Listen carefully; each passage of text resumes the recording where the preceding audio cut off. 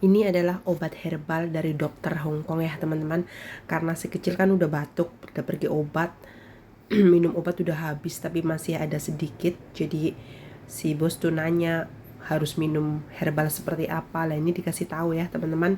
Ini bener setelah minum ini, minumnya tuh agak panas-panas gitu. Bener rasanya tuh tenggorokannya tuh kayak bener-bener clear, enak.